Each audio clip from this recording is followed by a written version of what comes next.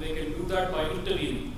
By intervening, what do I mean? By buying rupee, selling dollars. Now, when you buy rupee, what happens is you soak up the liquidity of the rupee in the market. So, for example, I read in the newspapers that they had intervened to the extent of about $5 billion in November. Maybe they did a similar amount in December. I don't know yet. But if they were to intervene to the extent of $10 or $15 billion to slow down the depreciation as and when it occurs, that will take out 75 to 100,000 crores out of the system. So all this liquidity that we see may not necessarily remain the way it is. Also, let's not forget that a fair bit of the amount of money deposited as and when the withdrawal curves are relaxed, you will see some of that go back. Because there are people who have some amount of liquidity in hand, they deposit the money in the bank, and they will withdraw it as and when they have the ability to do so. So I think currency volatility in the rupee will contribute to some shrinkage of liquidity. I also think that the government has this huge infrastructure program, which is very good. More than 2 lakh crores committed to that. Plus we've got a large spending from the railways, etc. on infrastructure. All that is going to contribute to growth because private sector is not really investing. And they acknowledge that, and that will happen only in 2018. So I think all of this will contribute to some amount of build-up in inflation again. So our consumer price inflation, which is now below 4%, could go back to being between 5 to 6%, I think, in a year's time. Secondly, the Federal Reserve is going to start increasing rates. They've already done it once. They may not do it 3 times or 4 times in 2017, but even if they do it once or twice more, it will cause further strength in the dollar, therefore, to that extent, further weakness in the currencies. So I think a combination of currency-related volatility, likelihood of inflation having bottomed out here, to me at least, implies that interest rates here have bottomed out. Give or take another 0.25% reduction in rates, but that's about it. And lastly, if I'm correct about my views on the acceleration of growth in India in the second half of 2017 and very much so in 2018-19, credit demand, which is currently very anemic, will start picking up. And when that picks up, obviously you're going to see much more demand for capital. Rates will go up. The RBI may not necessarily increase rates, but the market rates of interest will start increasing as more and more companies will issue bonds or issue commercial paper, etc.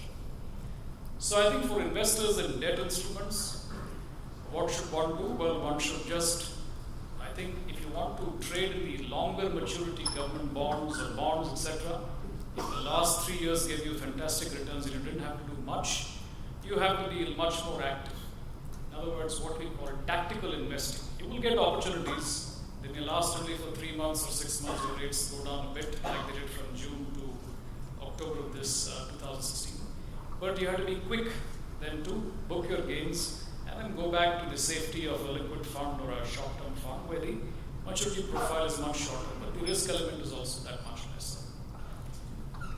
As far as equities are concerned, I mean, if you do have a fairly large equity portfolio, you don't have to accept what I'm saying as what is likely to happen, but it's just a viewpoint, I could be wrong. But I think if the markets do head higher, maybe a bit of profit taking at the margin, with the intent of redeploying that money and much more later into a correction. And then, like I said, I think in 2018 and 2019, I expect to see the Nifty well above 10,000, say by the end of 2018, in my humble opinion. As far as commodities are concerned, across the world, commodities have gone up in anticipation of the stimulus in the US. I think there will come a time when there will be some disappointment that, like I said earlier, the stimulus is not happening as quickly as expected. There will be a correction. That correction may well be an opportunity to buy commodities and commodity stocks because, like I said, later in the year, I think the stimulus will happen, and therefore 2018 could be again a good year for all manner of commodities and commodity stocks. Lastly, on gold, often there is a question, what do you think of gold? Very difficult to predict what happens to gold. I would say that my best guess, is the word I would use, is that if there is indeed this volatility and turmoil that does take shape over the next 6 months, gold, which is now $1,200 or so per ounce, could get to about $1,400. But then later in the year, as focus turns back to growth and into 2018, it could drift back to the 1,000 to 1,100 mark.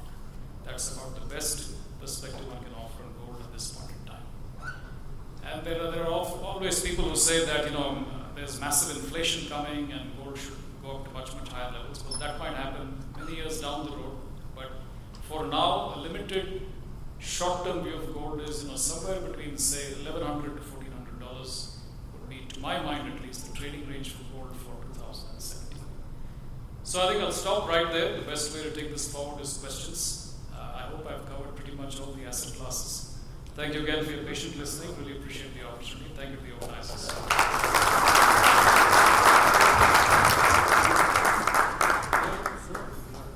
Thank you, sir. I would also invite Sri Abhishek Goenka on stage.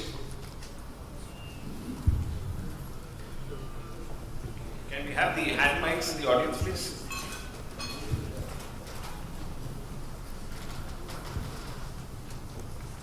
Hi, good evening. Compliments to both of you. Wonderful presentation.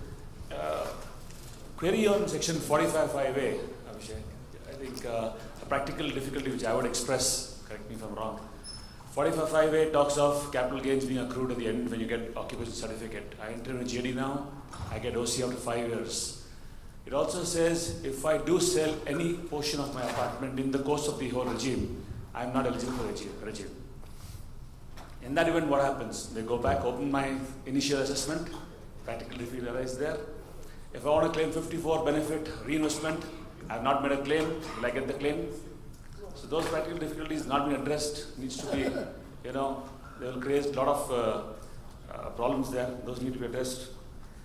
And then regarding the house property that has come for stock and trade, I think the SLP, Supreme Court has admitted SLP against unsold property judgment.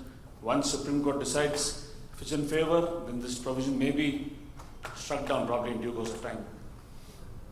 Thirdly, most importantly, most of us here are all financiers into money lending business, and section 209 SS, giving cash loans, repayment of cash loans, doesn't apply to us. We can take back money in cash. And the new provision, section 209 ST, 3 lakh rupees limit that has been prescribed, has a very clear exemption that this provision doesn't apply to 209 SS provisions. So we can highlight on that provision because that's a cause of concern to most people here. I would understand that. Thank you. And another question, Mr. Nagnath, would be, with the interest rates in India falling, Fed increasing rates, flow of capital from here, the huge flow of capital out from here. So the effect on the reserves, foreign reserves, yeah. Thank you. Can I take that? Yeah. So that's a valid question, because if indeed the US Federal Reserve does increase rates by 1 or 2 times or 3 times as markets currently expect, the dollar will strengthen. Let's not assume that all the money that's invested. Now, for example, in the equity markets, the estimate is that about 22% of our market cap is in the hands of FPIs, foreign portfolio investors. So that should be somewhere in the range of, if you take about, just for the sake of arithmetical ease of calculation, if it's $2 trillion, that's about $400 billion. Say $350 to $400 billion of Indian equities is invested by foreign investors. In the debt market, I think that number is about somewhere in the $40 to $50 billion or so. Now, what we have observed is that since September of 2016, more than nearly 40,000 crores of selling has happened in debt. Whereas in equities, it's not that much, much lower. Less than, I think, less than 2 billion or 3 billion dollars or so, so much less. The monies that come here are allocated from emerging market pools. So it's not as if rates go up there, all the money will go. It's like if you invest in a small cap fund or you invest in a large cap fund, it's not that you're going to pull the money out. If you feel that the asset class in which you've invested doesn't have great prospects, you might do it. But to assume that all the money will flow back right away is not a correct assumption. people do recognize that emerging markets, and within that India does have great prospects. Growth of, forget 7.5 rate, even if you grow at 7% today, when larger economies are struggling to generate growth of 2%, I think our 7% plus is a great outcome. But yes, what will happen is if the rupee depreciates and goes from 67 to 72, 73 in a short period of time, the first issue will be that the debt investors might start selling. Because for them, the number of parameters to really look at is much less than that for an equity investor. We have more than 3,000 different equity investors in this, FIs in this market. Debt, the number is less. You will only look at inflation, growth, interest rates, and currency. And if you feel inflation in India is moving up, that's no good news. You'll say growth is good, but if you feel that therefore because of inflation rates are going to go up, bond prices are going to fall, that's not good for you if you're holding the bonds. And lastly, if you feel the currency is going to depreciate by a significant amount, that's going to erode the returns you've made so far, you might look to sell.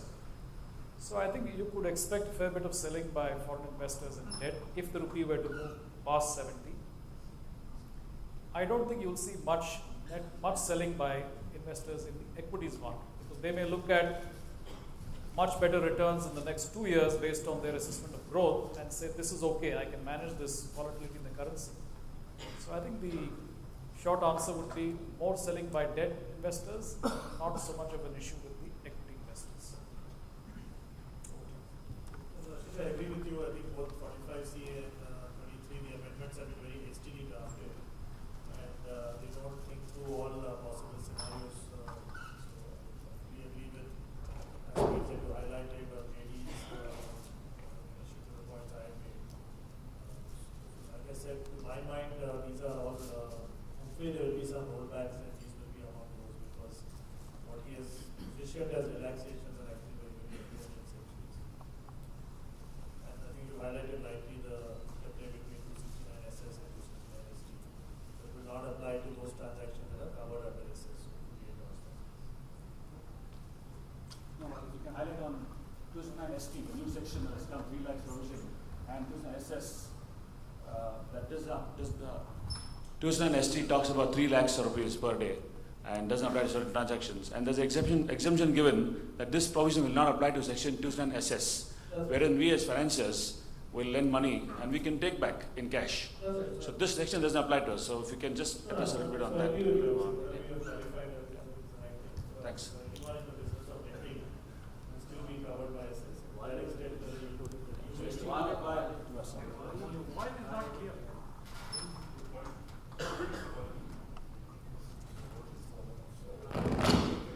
Yeah, next. Yeah. Excuse me. I would like to know the impact of the stock market on pharma industry and the IT sector. You can just put a view on that. Sure. So I was waiting for you to say IT sectors, since we're in Bangalore. I think I would be more concerned about tech. I'm less concerned about pharma. Pharma sector has gone through some tough times in the past year and a half, FDA inspections and that. But I think things are settling down. If you're talking specifically about the potential for some more tariff-related issues in the bigger markets, in terms of market access, I think that will sort out. So between the two, I think pharma should not be that much cause for concern. The bigger cause for concern, I think, is tech, and you all know why. Visa restrictions are only potentially one cause of concern. But as I was saying at another function yesterday, that may not be the only worry. There are other ways in which to limit the business potential of Indian tech companies. And I made that comment yesterday at another gathering. And this morning I saw in the Economic Times a reference to some proposal to get some states in the US to ban outsourcing, or to say that if you're an American company and you have outsourced, then you should not get government contracts. Another way to do it would be to say, and we have a tax expert here, that if you were to give it to, say, a non-American company, then we will limit the expenditure to only so much as a deduction. So there are non-visa related ways in which also to limit the business potential of Indian companies and favor the homegrown companies. Now, which path they take, how they implement it, nobody really has an idea. And I think until the dust settles on this, it's going to be an anxious time for Indian tech